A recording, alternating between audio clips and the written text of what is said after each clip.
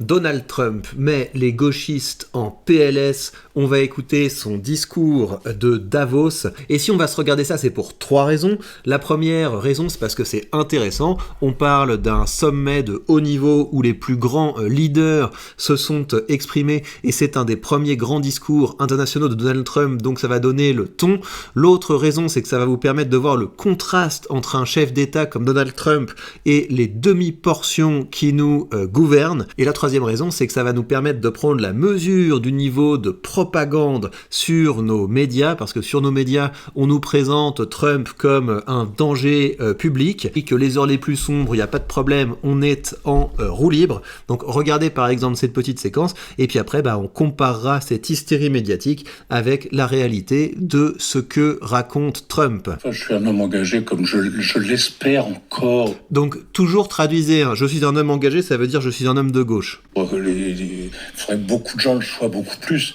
Moi, je suis absolument sidéré, estomaqué par l'aphasie qu'il y a autour de Trump, par la façon dont les gens acceptent. Moi, j'entends dans la rue, dans les bistrots, partout. Finalement, il va faire bouger les choses. Finalement, il va relever l'économie. Mais il y a une feuille de cigarette entre le nazisme et Trump. Trump est une ordure absolue, un danger absolu non seulement pour son pays, mais pour le monde entier. C'est quelque chose de catastrophique qui nous arrive, et sur cette catastrophe, de même que sur l'écologie, personne ne parle d'écologie. Il me fait penser au mec, je viens de payer ma taxe carbone, le climat devrait se refroidir d'ici quelques minutes. Mais quelle bande de gros pitres. Régression, la prise en compte de l'écologie. Monsieur Bayrou n'a pas dit un mot sur l'écologie, par exemple. Bayrou, le Premier ministre gauchiste, qui sauve sa place en faisant un pacte de taxes, un pacte de choc fiscal avec les socialistes. Voilà, c'est pas assez à gauche pour ce genre de pitre. N'en parlons pas, l'Alaska, machin, on s'en fout. On est dans très grand danger à cause de quelques monstres issus d'ailleurs, et c'est ça le grave problème, le très très grave problème qui est posé, issus de la démocratie. Pourquoi ? Le problème de la démocratie, c'est que les gens votent pas comme on leur demande. Putain, les intellos français, c'est une de ces caricatures. Parce que c'est la démocratie qui fait voter les gens, mais les votes, maintenant les gens ne votent pas en termes d'opinion, avec une opinion construite, raisonnée, intelligente. Ça veut dire de gauche. Ils votent de façon pulsionnelle. Ça veut dire de droite pour les gens de gauche. Au lieu d'aller se faire représenter, au lieu d'être structurés dans leur pensée, le téléphone, les machins, les réseaux sociaux, les trucs. Oh la vache, le boomer au carré. Les pulsions, je t'aime pas. C'est comme le problème israélo-palestinien. On ne peut plus... On va le laisser dans son délire parce que ma chaîne est sérieuse. On va quand même pas trop laisser des pitres déblatérer. Allez, on se met un petit peu de Trump. La manière dont je travaille, c'est que moi, je regarde l'entièreté et puis au fur et à mesure, je vous résume et je vous traduis les extraits que je trouve intéressants. C'est parti. What the world has witnessed in the past 72 hours is nothing less than a revolution of common sense.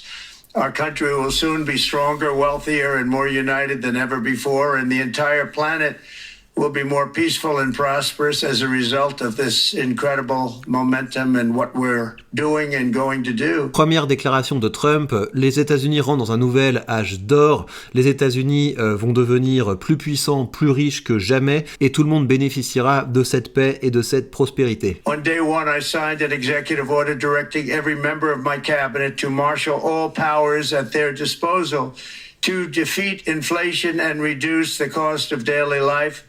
I imposed a federal hiring freeze, a federal regulation freeze, a foreign aid freeze, and I created the new Department of Government Efficiency. Il enchaîne en dressant le portrait de l'économie américaine dont la dette a explosé sous la gauche, la dépense publique a explosé sous la gauche, le crime a explosé sous la gauche et l'inflation a explosé sous la gauche. Et dès son arrivée au pouvoir, il a pris un certain nombre de mesures pour geler l'embauche des fonctionnaires, pour geler la dépense publique et pour essayer de redresser la situation budgétaire dans laquelle la dette a beaucoup trop grandi. I terminated the ridiculous and incredibly wasteful Green New Deal. I call it the Green New Scam. Withdrew from the one-sided Paris Climate Accord and ended the insane and costly electric vehicle mandate. We're going to let people buy the car they want to buy. Ensuite, il explique qu'il en a terminé avec le New Green Deal, qu'il appelle le New Green Scam. Il sort des accords de Paris et il arrête aussi le délire avec les voitures électriques en affirmant que les citoyens doivent acheter les voitures qu'ils veulent. The United States has the largest amount of oil and gas of any country on earth, and we're going to use it. Not only will this reduce the cost of virtually all goods and services, it'll make the United States a manufacturing superpower and the world capital of artificial intelligence and crypto. Ensuite, il explique qu'ils vont lever un maximum de restrictions qui empêchent aujourd'hui d'exploiter les ressources naturelles des États-Unis en pétrole et en gaz. L'objectif de ça, c'est que les États-Unis redeviennent une terre de manufacture avec des coûts de l'énergie bas. Et il veut également que les États-Unis soient la capitale de l'intelligence artificielle et des crypto-monnaies. In total, the Biden administration imposed $50,000 in additional regulatory costs on the average American household over the last 4 years. Ensuite, il explique qu'il va lancer une énorme campagne de dérégulation car l'administration Biden avait passé son temps à réguler et ces règles se traduisaient par des hausses d'impôts, des hausses de taxes et un enfer pour les foyers américains. I have promised to eliminate 10 old regulations for every new regulation, which will soon put many thousands of dollars back in the pockets of American. Il se fixe un objectif chiffré. Pour chaque nouvelle réglementation qu'il mettra en œuvre, il en supprimera 10 avec l'objectif que ça remette de l'argent dans les poches des Américains. My message to every business in the world is very simple. Come make your product in America and we will give you among the lowest taxes of any nation on earth. Mais il a tout compris en fait. Il est en train de dire je vais baisser massivement les taxes pour les travailleurs aux États-Unis et pour les producteurs aux États-Unis. Donc mon message pour le monde est simple. Venez produire aux États-Unis et on vous offrira les taxes les plus basses du monde. Il a tout compris et nous on fait le contraire. En Europe, tout ce qu'on peut offrir, c'est un enfer fiscal et réglementaire. Et j'ai écouté le discours de Van der Leyen et le discours de Van der Leyen, c'est ça, c'est on va mobiliser l'épargne des Européens, donc ça veut dire plus de taxes pour financer des moulins à vent et des projets débiles de technocrates qui n'ont jamais créé une boîte et qui n'ont jamais mis un pied dans le privé. C'est plus de normes, plus de règles, plus de wokisme. Et pendant ce temps-là, aux États-Unis, on fera du business. Et faites bien attention parce que la conséquence de ça, c'est que les investissements aux États-Unis vont être toujours plus intéressants. C'est pour ça, allez voir la playlist sur cette chaîne dans laquelle j'investis. Moi, le dernier investissement que j'ai fait sur mon portefeuille, c'est que j'ai renforcé encore ma position dans le SP500, qui est ma plus grosse position. Donc j'investis massivement aux États-Unis et je vous conseille vivement de le faire avant que ce ne soit trop tard. Parce que le fossé entre l'Europe et les États-Unis va tellement se creuser qu'au bout d'un moment, on va confisquer votre épargne et on va rendre très difficile l'achat de titres aux États-Unis. Donc dépêchez-vous de mettre un maximum de votre argent aux États-Unis, dépêchez-vous de mettre un maximum de votre argent le plus loin possible de France. Et comme d'habitude sur cette vidéo, vous avez tous les liens pertinents pour ce faire, notamment le lien vers le courtier que j'utilise qui vous permet d'avoir votre argent loin de l'État français. Administration, there will be no better place on earth to create jobs, build factories or grow a company than right here in the good old USA. Ensuite, il fait vraiment le représentant de commerce. Et il a raison, en fait. Il défend les intérêts de son pays et il explique que, voilà, si vous faites le choix, et c'est votre droit de ne pas produire aux États-Unis, eh bien, vous allez vous manger des gros tarifs et on va utiliser cet argent pour repayer la dette. Mais quelle idée de ne pas produire aux États-Unis. On est la plus belle économie, donc le gars, il est vraiment à fond. J'en profite pour faire un petit point parce que vous pourriez avoir des Européens qui disent « Nous aussi, on va mettre des grosses barrières à l'entrée. » Si vous faites ça dans l'Europe actuelle, tout ce que vous allez faire, c'est que vous allez augmenter l'inflation parce qu'on ne produit rien en Europe. On n'est pas fichu de produire un téléphone, on n'est pas fichu de produire un ordinateur. Donc si vous voulez vous amuser à mettre des droits de douane, vous devez faire comme Trump, c'est-à-dire vous devez commencer par baisser massivement les impôts pour que ce soit possible de produire en Europe. For long years, the United States is strong and sovereign and a beautiful nation. Once again, it's a strong, sovereign nation. In addition, I'm pleased to report that America is also a free nation once again. On day one, I signed an executive order to stop all government censorship. No longer will our government label the speech of our own citizens as misinformation or disinformation. which are the favorite words of censors and those who wish to stop the free exchange of ideas and, frankly, progress. Et c'est là aussi que j'espère vous comprenez que Trump n'a rien à voir avec la caricature qu'en font nos médias. Là, ce qu'il vient de dire, c'est qu'il va s'assurer que plus jamais les employés du gouvernement et les agences publiques n'aient le droit de pourchasser et d'embêter les citoyens pour leurs opinions. La censure au nom de la désinformation, c'est terminé, parce que désinformation, c'est le mot préféré des censeurs pour éteindre les opinions qui ne vont pas dans leur sens. En fait, ce gars fait un sans faute. My administration has taken action to abolish all discriminatory diversity, equity, and inclusion nonsense, and these are policies that were absolute nonsense throughout the government and the private sector. With the recent yet somewhat unexpected great Supreme Court decision just made, America will once again become a merit-based country.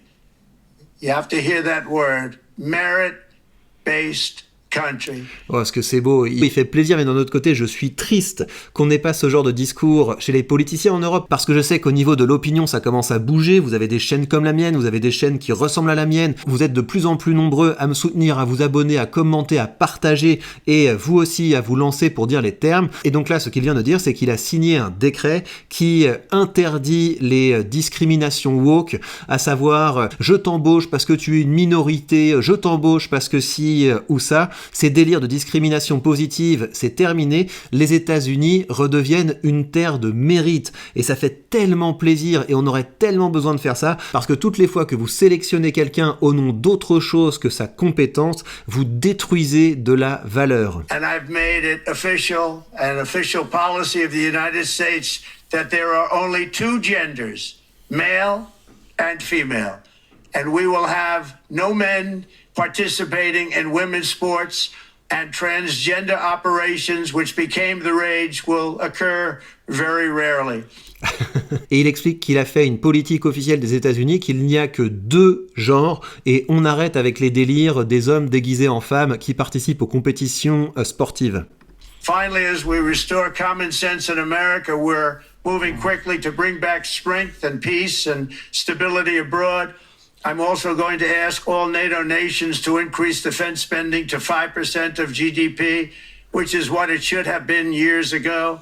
It was only at 2%, and most nations didn't pay until I came along. I insisted that they pay, and they did, because the United States was really paying the difference at that time, and it was unfair to the United States. Il va demander à tous les membres de l'OTAN de passer à 5% du PIB leur défense militaire. Et là-dessus, je pense aussi qu'il a raison. On arrête de subventionner le cinéma woke. On arrête de filer des avantages délirants à la ponction publique. On recentre l'État sur ce qu'il doit faire. La défense des citoyens, la protection de la propriété privée, la sécurité, la paix, ça suffit. On baisse les impôts et on n'emmerde pas les citoyens avec des lois, des règles et des normes, et on s'occupe nous-mêmes de l'économie. C'est à nous de nous occuper de l'économie, c'est pas des espèces de gros pitres de pantouflards et de bureaucrates. And there's millions of Russians and millions of Ukrainians, and nobody's seen anything like it since World War II. It's time to end it. And here in America, we have big events coming up. Il explique que ça va être une priorité absolue d'arrêter la boucherie entre la Russie et l'Ukraine, qui s'est déjà mis au travail. Donc ça c'est pareil, hein, j'espère qu'on va retrouver de la paix à ce niveau-là. On n'a pas le temps pour la guerre, on est là pour le business. Le reste, ça ne sert à rien. Helping us get it, he's there with you, someplace I think. And I want to thank him for that. And then we have the Olympics coming up, which I was instrumental in getting.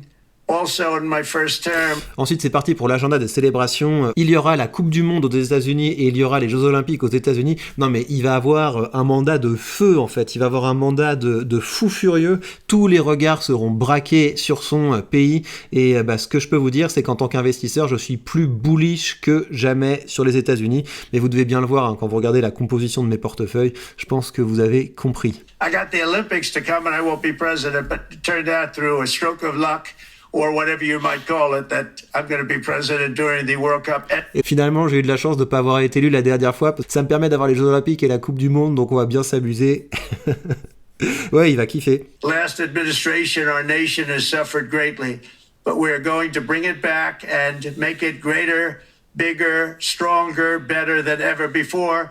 I want to thank everybody for being with you. I would have been there myself, except... Et il termine en disant « On a fait plus en 4 jours que l'administration précédente en 4 ans, et c'est seulement le début, ça va être plus grand, plus fort. » Il est complètement on fire, ça fait plaisir à voir. Nous ne devrions accepter rien d'autre. En attendant, la France est un pays sous occupation, l'occupant est la ponction publique, donc il faut commencer à rejoindre la résistance, donc commencez à dire les termes et rejoignez également le canal Telegram pour échanger sur tout ça. Il va falloir qu'on se bouge car le communisme européen n'est plus du tout tolérable. Prenez bien soin de vous et à très vite.